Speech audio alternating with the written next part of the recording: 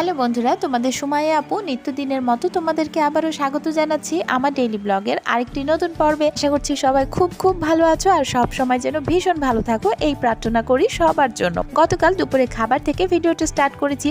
মেয়ে এখন নিজে নিজে হাত দিয়ে ভাত খাওয়া শিখেছে। মাছ রান্না করেছিলাম আমাদের জন্য, ও তো আর হাত দিয়ে মাছটা বেছে খেতে পারবে না, এই জন্য ওর একটা ডিম সেদ্ধ করে মাছের মধ্যে দিয়েছিলাম। আর এই বুদ্ধিটা কে শিখিয়েছে বলো তো? হোম মেকার মুন্না ব্লগের মুন্নি আপু। কোনো রকমে দুপুরে খাওয়াটা সেরে বেরিয়ে গিয়েছিলাম আমার কাজের উদ্দেশ্যে।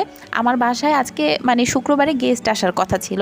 এক সপ্তাহ যাবত ওনাদের আসছির উপরেই চলে আসছে, না ওনারা সময় করে আসতে পারে আর না তো আমার সাথে শিডিউলটা মিলছে। আজকে শুক্রবার ছিল, ওনারা আসবে বলে নির্ধারণ করেই রেখেছে, ওনাদের দিনটা ফ্রি রয়েছে হয়তো, কিন্তু আমার তো কাজের কোনো অবসর নেই। আমাকে শুক্রবারেও কাজে বেরোতে হয়। আর কাজ সেরে ফেরার পথে আমি কিছুটা মিষ্টি কিনে নিয়ে এসেছিলাম। তবে আমি বাসায় ফেরার আগেই কিন্তু আমার গেস্ট বাসায় চলে এসেছিল। শেষ বেলাতে চেম্বারে কয়েকজন রুগী চলে আসে, যার জন্য একটু দেরি হয়ে যায় আমার। তারপরও আমি খুব তাড়াতাড়ি করে বাসায় ফেরার চেষ্টা করেছি। অন্যান্য দিনে আমার রাত 8টা মতো বেজে যায়, তবে ওই দিনকে আমি 7টার মধ্যেই আমার বাসার সামনে এসে দেখি ওনারা দাঁড়িয়ে আছে। আর ওনাদেরকে নিয়েই তারপরে বাসায় আসলাম। এসে তারপরে ঝটপট করে বিকালের চা বানাইনি, কফি করেছিলাম। আসার সময় তো মিষ্টি নিয়ে এলাম। আর যেহেতু রমজান মাস আসছে, এজন্য বেগুনের ব্যাটারটা আমি সকালেই রেডি করে রেখেছিলাম। আর আজকে বিকালেও বেগুনি ভাজার ইচ্ছা ছিল বলেই কিছুটা বেগুন কেটে নুন জলে ভিজিয়ে রেখে গিয়েছিলাম।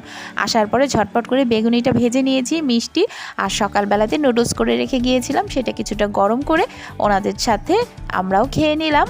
তারপরে বেশ অনেকক্ষণ আড্ডা চললো। ওনাদেরকে বললাম বারবার করে রাতের খাবারটা খেয়ে যেতে, কিন্তু ওনারা খেতে চাইলেন না। ওনাদের দুটো ছোট বাচ্চা রয়েছে, ছেলে বাবু রয়েছে আমার মেয়ের সমবয়সী। ওনারা আমার মেয়ের আসলে বন্ধুর মা বাবা হন, অথচ এখন দেখা যাচ্ছে বাচ্চাদের চেয়ে আমরাই বেশি ভালো বন্ধু হয়ে গেছি।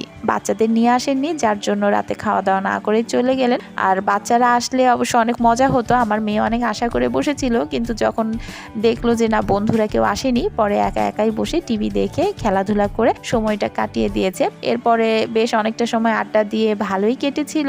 আর ইচ্ছা করছিল না ওনাদেরকে ছাড়তে, মনে হচ্ছিল যে সারা রাত থেকেই যাক, একসাথে সবাই মিলে মজা করব, সারা রাত গল্প করব, আড্ডা দেব। কিন্তু ওই ছোট ছোট বাবু দুইটাকে রেখে আসার কারণে ওনারা আর একেবারেই থাকতে চাইলেন না। তো এই ছিল গতকাল শুক্রবারের আমার দিনের অবস্থা। ওনাদেরকে বিদায় দেওয়ার পরে ঘরবাড়ির অবস্থা এত খারাপ, আমার আর এনার্জি হচ্ছিল না যে এগুলো কিছু ঠিকঠাক করি। ভাবছিলাম যে ওনাদের বাবুরা তো আসেইনি, আমার মেয়ে একাতেই এই লন্ডভন্ড করে রেখেছে। বাসায় কোনো গেস্ট আসলে আমার মেয়ে আবার স্থির থাকতে পারে না।